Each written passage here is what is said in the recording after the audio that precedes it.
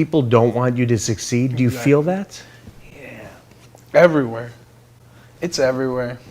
Post Malone's first Instagram post was published on August 26, 2014, with a one-word caption, "Magic," depicting the now Grammy-nominated, arena-touring, music streaming chart frontrunner blowing smoke that blocks out most of his face, holding an iPhone 6, and sitting next to a cupboard filled with plates. A little less than a half year after his first Instagram post, the song White Iverson, co-written by Post and Rex Kudo, dropped on SoundCloud, and essentially catapulted Malone into a memorably public, fast-paced rise of success in mainstream music. One of Post's early studio collaborators, FKI First, mentioned that the inspiration for White Iverson came from one night when Malone was getting his hair braided by a girl that was hanging out with them. I love to hear that though, like all that shit, sleeping in the closet, just that year that it took. He really did grind. He was grinding that bitch out. He really did grind that bitch out for real. And was figuring shit out. Oh, and then we had some bitches over and shit. And this one black girl braided his hair. And you know, it's power in the hair. He was feeling himself. Did that come after the title? I'm saying he made the song. Oh, after the braids. Song, oh yeah, shit.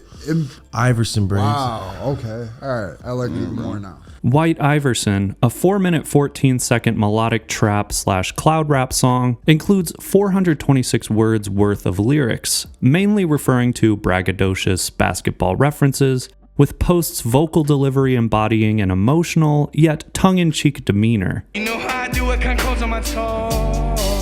Overtop an ethereal, crisp, well-produced trap beat that Malone also created himself. Amassing over 1 million streams on SoundCloud in its first month, White Iverson is the song that not only caught the attention of a quickly growing fan base, but also multiple record labels. Malone has since shared in interviews that, seeking advice from his father, the White Iverson rap crooner ended up signing a deal with Republic Records in August 2015, 1 year after his first Instagram post. Why even sign? Why didn't you want to remain independent?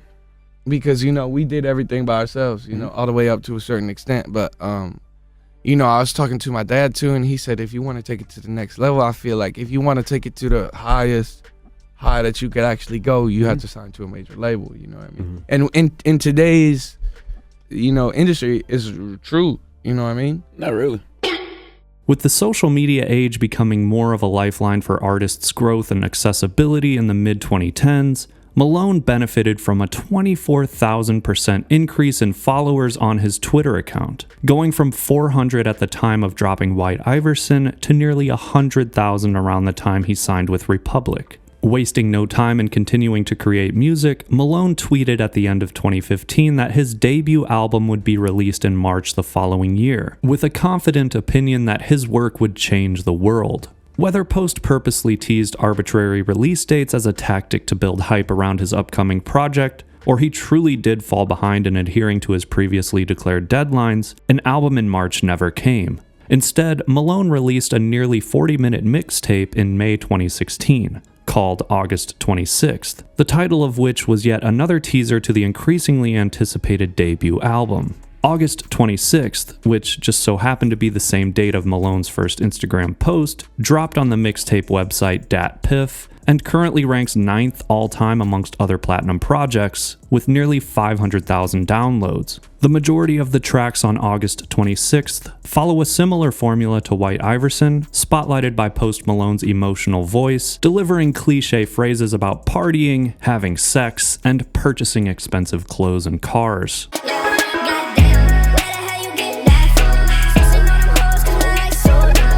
Also similar to White Iverson, the tracks all have pristinely produced instrumentals, a characteristic of Post that is as recognizable as his voice. In addition to the cloud rap-esque tracks on the mixtape, a couple songs branch out to different genres entirely, like the Fleetwood Mac-inspired tribute Hollywood Dreams,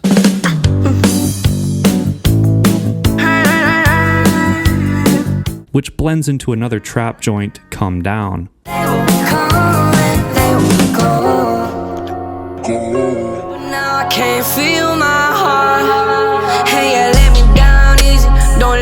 The last track on August 26th is the rock song Oh God, making it a full departure in sound from the rest of the mixtape.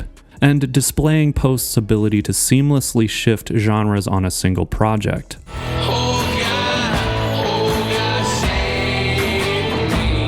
Lyrically speaking, August 26th features a vocabulary portfolio of 676 different words, with bitch being the most commonly used curse word in 51 instances. 3 words tie for the longest in terms of character length at 13, with glamorization from the lead track Never Understand, Understand that nothing lasts forever. Glamoration of this lifestyle will leave you desperate. Inconsiderate from Lonely, Why you gotta be so inconsiderate with it? and Motherfuck from 40 Funk. She just wanna get inside my motherfucking pocket. Reception to the mixtape was, well, mixed, with comments ranging from supportive to calling the project trash, and YouTube music critic Anthony Fantano didn't even give August 26th the time of day to review, as evident in his shitpost. Viral hit song, White Iverson, and with this new mixtape... Stop the presses, everybody! Stop the presses! You gotta stop reviewing this duty caca mixtape! The day after August 26, 2016, Malone posted an apology for not dropping his album as scheduled, and it would take another 4 months before his first full-length arrived. In between August 26th and Stoney, Malone's Instagram portrayed the increasingly famous artist posing with a plethora of celebrities, including Justin Bieber and Shania Twain. Malone was also touring at this time and was invited by Justin Bieber to open for his Purpose tour.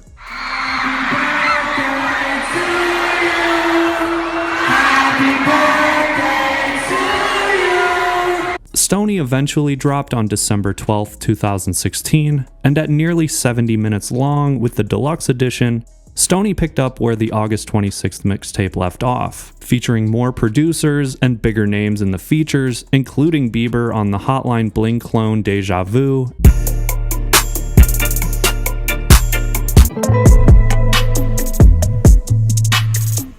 and the now iconic Congratulations featuring Quavo. Stoney debuted number 6 on the Billboard 200, and a little less than 5 years after its release date has been certified 5 times platinum. 1,029 different words make up Stoney's lyrical vocabulary, with shit picking up the slack for bitch in the top curse word count department compared to August 26th, the former of which came up 49 times throughout the album. Congratulations is the longest word used in the album, at 15 characters long, thanks to the track title of the same name. Pitchfork raked Stoney over the coals, lambasting Post's vocal vibratos and empty lyrics. Outspoken disdain from critics regarding Stoney didn't have much time to fester on Malone's mind, because only 12 days after Post's debut album dropped, a snippet of Rockstar, his biggest hit so far, was leaked on Christmas Eve 2016. When the then 21-year-old tweeted a video of himself in the studio singing the second half of his verse and the beginning of the chorus.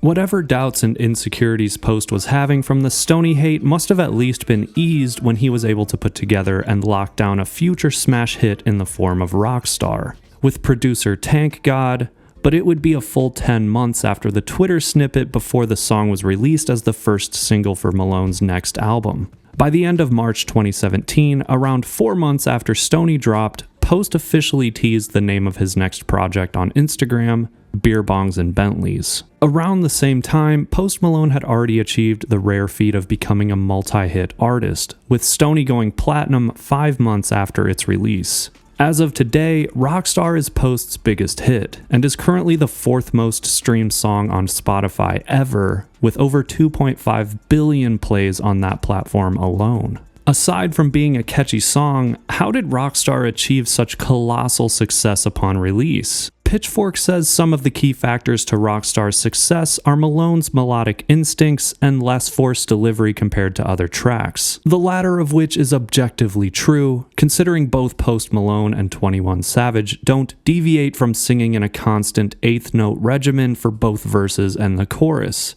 I've been fucking hoes and popping pillies, man, I feel just like a rock star. While Post's lyrical content touches on relationship struggles in some cases, for the most part, he sing-raps and warbles about the lavish, fast-paced party life he was living, and Rockstar's lyrics were no different. But at this point, Malone was 3 years deep into rubbing elbows with A-listers, touring the world, enjoying the consistently upward financial trajectory that came along with the fame he was transparently striving to reach, and those lyrics came across as genuine in the now historical mega hit. Formulaic originality plays another factor in the attraction to hearing Rockstar, where the chorus of the song begins on the fourth quarter note in the time signature as opposed to the familiar downbeat of a measure. This subtle shift in starting the vocals at the end of a bar creates a distinct space for the instrumental to shine on the downbeat. In terms of chorus vocals, the vocal pitch of the lyrics are constant for the first measure and a half, dropping a half step for 3 beats, with the word star running down 3 notes, creating an addictingly hypnotic audio effect. About 3 months after Rockstar debuted as the initial single for Beerbongs and Bentleys, an alternative version featuring T-Pain and Joey Badass leaked on YouTube, and indicated that those two were originally slated to be on Rockstar instead of 21 Savage, shedding light on the industry's inner workings of shopping around an expected hit before finalizing who will be featured with a hot artist. Roughly a week after Rockstar's release in late September, Malone told Billboard that his second album was hopefully scheduled to drop by year-end 2017, with him only needing to make final touches. Fast forward to December 2017, and Post tweeted an apology that Beerbongs wouldn't be dropping for a little while, an announcement reminiscent of the Stoney delays, and giving Malone a reputation for being either a perfectionist, procrastinator, or hybrid of the two.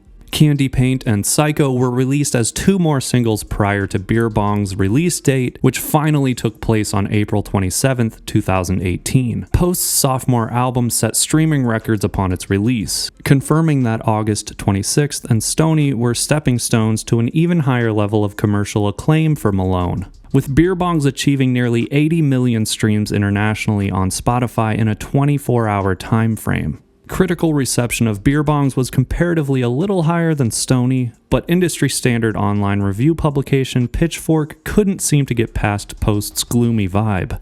The sophomore effort's theme evolved from Stoney's "You Should Take Me Seriously as an Artist" arc to a story about the highs and lows of experiencing a jet-fueled rise to unfathomable stardom. In the lyrics department, Beerbongs expands the vocabulary from Stoney's 1,029 up to 1,217 unique words uttered throughout the hour-plus-long 18-track album. 722 words that weren't mentioned in Stoney found their way into Beerbongs, including same, rockstar, population, boatload, and sweet. Bitch reclaimed its title first earned in August 26th as the most frequently used curse word, but was toned down to only 30 instances throughout Beerbongs. Multi-millionaire is the longest word found in Beerbongs on the track Zack and Codeine at 16 characters long, which is the single longest word used amongst Post's first 3 projects, edging out second place Congratulations by a single character. Post was already a well-recognized household name in mainstream music by the time Beerbongs was released, and the record-breaking streaming performance of Malone's second album, along with well-attended shows on his tours, shoved him to the forefront of being considered one of the most influential musicians amongst his contemporaries. Barely a month after Beerbongs was released in mid-2018, Post tweeted that he was writing for the next album, but it would be another year and a half before Malone's third full-length project would arrive, going by the title Hollywood's Bleeding. The third album is 50 minutes and 56 seconds long, which is shorter than both Beerbongs and the deluxe edition of Stoney, with the least amount of tracks compared to both previous albums as well at 17. Unsurprisingly, a shorter album equated to less lyrics, with 1,043 unique words being uttered 7,200 times, compared to Beerbongs' blabby portfolio of 1,200 unique words sang over 8,300 times. Although Stoney is significantly longer than Hollywood's Bleeding, the latter's 1,043 unique word count has a more diverse portfolio than the former by roughly 15, potentially suggesting more topics are explored lyrically in Hollywood's Bleeding in a shorter time span than the lengthy debut album. Across all 4 of Post's projects, the longest word used at least once in each release was the 10-character everything, first used in August 26th on the track Hollywood Dreams/Come Down, 11 times in Stoney, first on No Option, 17 times in Beerbongs and Bentleys, first in Over Now, Even after everything that we've been through. and 4 times in Hollywood's Bleeding, first by Malone in Staring at the Sun. Shit snagged its stolen title from bitch as the most frequently used curse word in Hollywood's Bleeding, appearing 34 times throughout the album. 426 new words were introduced in Hollywood's Bleeding that had never been written into Post's previous projects, including goodbye, enemies, sad, allergic, chance, wreck, and kill, to name a handful.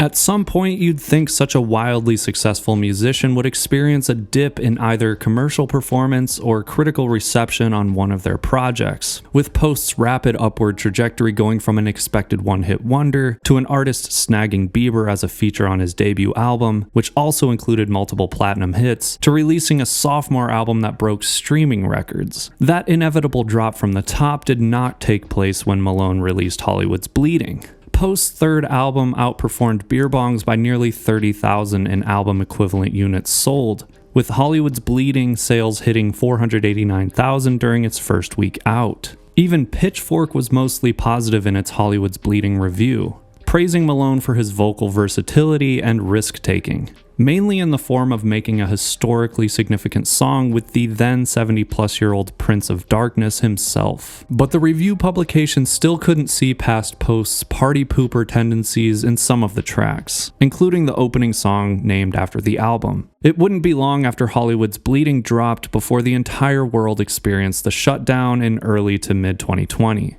Bringing Post and everyone in the music industry's tour plans to a screeching halt, and the eventual first drop in numbers for Malone were suffered, when his fourth album was released over 2.5 years after Hollywood's Bleeding. 12 Carat Toothache, Post's fourth album, dropped in summer 2022, and its commercial performance hit 121,000 in week 1 sales, shadowed heavily by both Beerbongs and Hollywood's Bleeding by roughly 350,000 units each, but performing better than Stoney by about 70,000 units. After giving Toothache a listen, it's understandable why this album wouldn't surpass the party-friendly Beerbongs or star-studded feature-packed Hollywood's Bleeding in stream counts and sales. Considering the overall theme of 12 Carat Toothache is Post's most sensitive, personal project to date. Pitchfork was arguably nicer to Post on reviewing Toothache than they were on Hollywood's Bleeding, applauding Malone for whittling down his fourth album's mood more cohesively than its predecessors. Counting the 2 additional tracks on the deluxe edition, 12 Carat Toothache is Post's shortest full length in total runtime at 49 minutes 33 seconds, and has the least amount of unique words at 865 total. Shit repeats as the #1 curse word used most frequently on the album, but at only 12 instances, Toothache is Post's least explicitly profane project. Gunna's plural use of the word multimillionaires in I Cannot Be makes it the longest word used on the album at 17 characters.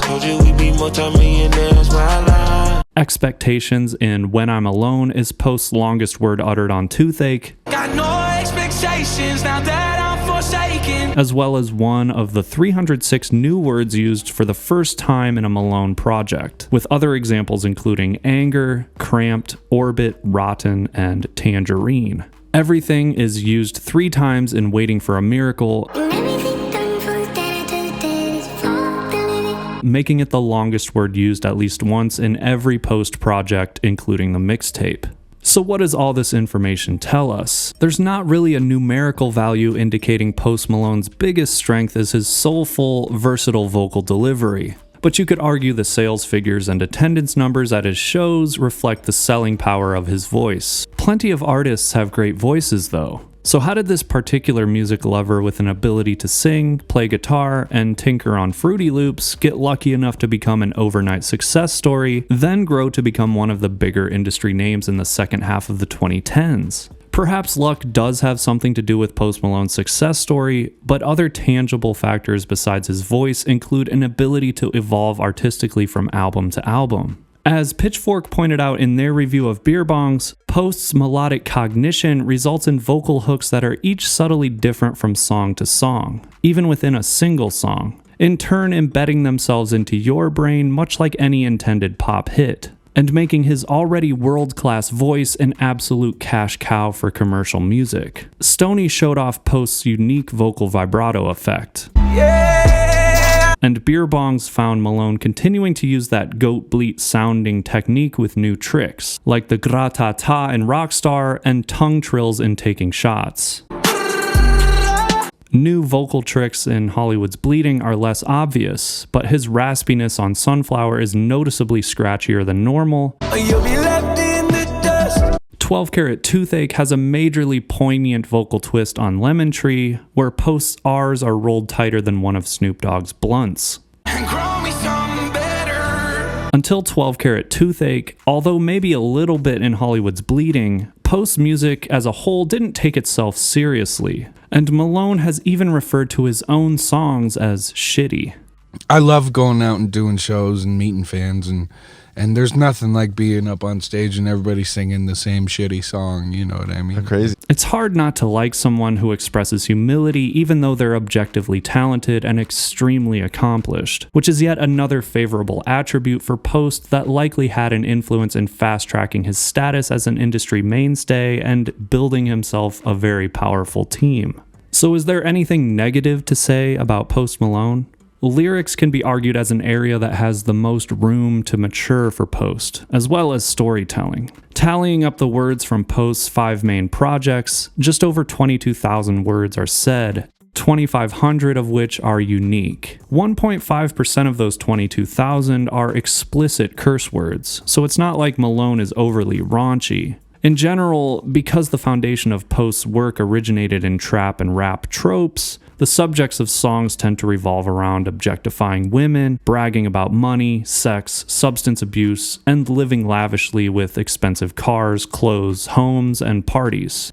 Art is subjective, and sometimes it offends people, but whether Post's lyrics, face, style, or overall vibe offend you or not, it's hard to be surprised that his voice, melodic cognition built through listening to a diverse mix of music, humble demeanor, youth, and strong work ethic to be both prolific and a perfectionist would result in anything less than what Malone's already achieved. 12 Carat Toothache, Post's most recent, mature, and rawly emotional album, could be a sign that Malone's future work will continue to evolve into a direction that equates to this artist strengthening their storytelling abilities, while simultaneously expanding into even more musical horizons and genres.